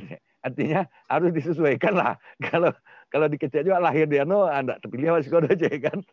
Ya, jadi itu cara mereka juga menghadapinya. Saya yakin dengan dikatakan Prof. Gusti tadi. Saya sudah cek juga Prof. Pendekatan sensus ya itu tidak mendalami asal-usul, hanya menanyakan tempat tanggal lahir. Jadi hanya orang Minang yang lahir di Sumatera Barat, ya, yang dianggap masuk dalam sensus itu. Nah, mungkin bisa dicek juga kalau mau dalami. Itu cara pendekatannya apa? Jadi, lahir Bukit Tinggi, ini orang Minang nih. Lahir Pekumbu orang Minang. Tapi kalau lahir di Bengkalis seperti John Erizal, itu sudah dianggap orang Riau. John Erizal itu kan tempat tanggal lahirnya di Bengkalis kan? Betul. Nah, ya. Jadi betul itu. Jadi mungkin penelitian Prof dengan Susi Kato nanti akan menarik sekali itu. Terima kasih dan maaf ada tambahan ini. Kemudian sedikit Ibu Sri ya. Mungkin perlu penelitian ya.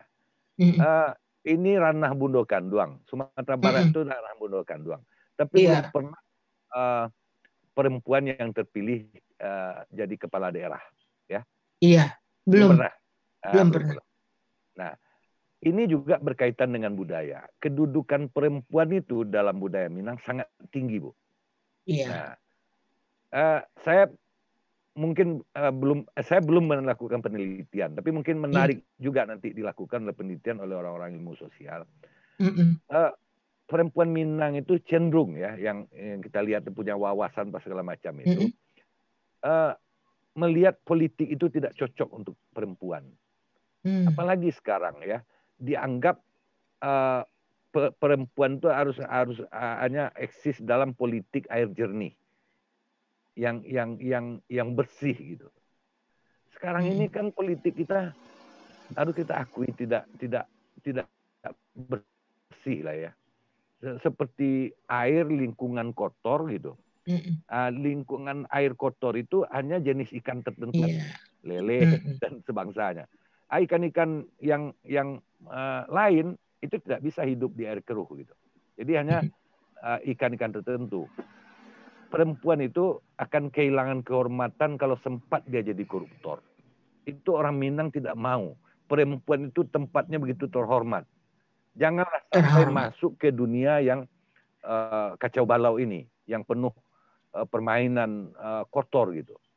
Nah, jadi itu faktornya. Mereka tidak mau. Harus akhirnya perempuan, boleh laki-laki mungkin sebagian ikut arus ya. Tapi perempuan harus dijaga kehormatannya. Itu kalau menurut saya salah satunya. Jadi, tapi itu terpulang juga kepada partai politik. Ya, saya tanya Bu Sri ini. Ibu Sri ini ilmuwan politik dan juga pernah jadi jadi tungganai pesta demokrasi gitu kan. Iya. Ya. Mana partai politik sekarang yang kita lihat yang konsisten, katakanlah pemilu 55 itu, mana yang masumi itu, ya? Iya. Yang boleh kehilangan kursi, boleh kehilangan jabatan, malah rela partainya pun membubarkan diri karena mempertahankan prinsip. Iya. Sekarang ada nggak di Indonesia? Tidak ada. Yang Itu seperti yang mau dipelajari, mau diteliti. Iya. Ya, jadi itu Ibu Sri harus lebih banyak turun tangan ini. Iya. Insya Allah. Doain ya. Iya. Calon-calon doktor itu suruhlah meneliti hal-hal yang perlu untuk masa depan bangsa kita ini, Bu Sri. Iya. Iya, betul. Terima kasih. Terima kasih banyak. Caranya ya. Oke, terima kasih kepada para narasumber, kepada Bapak Prof. Gusti Asnan, Bapak Hasil Caniago, budayawan kita, jurnalis senior kita, dan terima kasih juga kepada Bu Prof. Sri Zulkhairiah.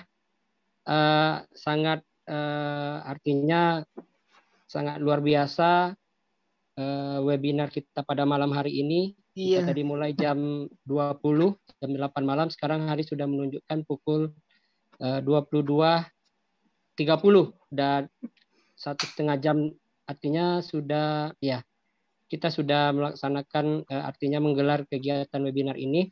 Di peserta kegiatan ini saya masih melihat di sini ada Ibu Carol, ada Ibu Ratnia, ada Bu Mudi, dan rekan-rekan mahasiswa yang S1, S2, S3 di FISIP Unpad. Kami sangat berterima kasih Bapak Ibu semua. Mungkin di lain kesempatan kita masih bisa untuk berdiskusi berkaitan dengan banyak hal. Dalam rangkaian politik dan rantau ini kami sudah merancang beberapa kegiatan. Setelah ini mungkin nanti akan ada lagi, nanti kami akan dalami dengan seperti saran dari Prof. Sri tadi. Kami akan mencoba untuk artinya melaksanakan mewawancarai itu yang tadi komunitas perantau, yaitu nanti kita berencana juga akan, sebelumnya kami sudah mewawancarai Bapak John Erizal, mungkin dalam waktu dekat saya sudah mengagendakan pertemuan, mudah-mudahan bisa dilaksanakan juga dalam Zoom ini dengan Bapak Fadlizon. Mungkin nanti bisa kita bisa bersama-sama menghadiri juga dengan perspektif yang luar biasa juga. Artinya kami berharap masukan, saran, ilmu dan pengetahuan dari Bapak Ibu semua. Mudah-mudahan kajian ini dapat bermanfaat bagi kelangsungan kehidupan berbangsa dan bernegara kita, seperti harapan kita semua. Mungkin itu saja karena hari sudah menunjukkan pukul 10:30 malam. Artinya kita akhiri dulu webinar kita pada malam hari ini. Kami mengucapkan terima kasih sebesar-besarnya kepada Bapak Prof. Gusti Asnan yang telah meluangkan waktunya. Kita sudah mengagendakan akhirnya malam ini ya Pak.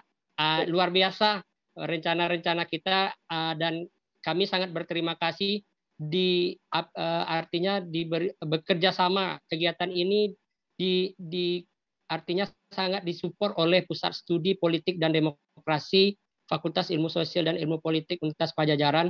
Kami sangat berterima kasih kepada Kepala Departemen Ibu Dr. Carol. Beliau juga promotor kami, ko-promotor kami. Beliau sangat mengapresiasi, artinya agar berkaitan dengan penelitian ini bisa dikerjasamakan dengan, artinya kalau bisa bekerja sama bersama-sama dengan pusat studi, alangkah baiknya, dan kami sangat berterima kasih untuk hal ini. Mungkin itu saja. Bapak Hasril, terima kasih Pak. Bapak Ya, sedang sama-sama, di Dayat. kampung ya Pak, di Simalanggang. Iya, Mudah-mudahan nanti kami bisa mampir. Mohon ini mau Idul Fitri, mau Ramadan ya Mau Pak. masuk puasa, Kami ya. mengucapkan mohon maaf lahir batin kepada Bapak Ibu semua. Sama-sama. Ya, juga Mudah-mudahan kepada semua Bapak Ya. Ibu sekalian ya. rencana kita nanti kalau memang ada kegiatan, insya Allah dalam beberapa minggu ke depan kami akan ada kegiatan lagi, nanti kami sampaikan kepada Bapak Ibu semua. Mudah-mudahan kegiatan Ditunggu kita ini informasinya. ya bermanfaat untuk kita semua, untuk negara bangsa dan negara kita tercinta ini. Akhir kalam kami ucapkan wabillahi taufiq wal hidayah. Wassalamualaikum warahmatullahi wabarakatuh. Waalaikumsalam. Terima kasih Pak, Ya. Bu. Bu Sri. Terima kasih Prof. Gusti, Prof. Sul, Ya. Pak Hasril, Nanti Pak mudah-mudahan Petra. udah normal, Iya. saya mampir ke Bandung, saya kontak Ibu Sri. Ya. Iya. Ibu Karol, terima kasih banyak. Sami-sami Pak Hasril. Kita nak screenshot dulu Pak. Izin Pak, sebentar Foto-foto Pak. dulu. Kita boleh screenshot dulu, tampilkan wajahnya kali ya Pak. Boleh lah. Boleh semua tampilkan Iya. wajah itu.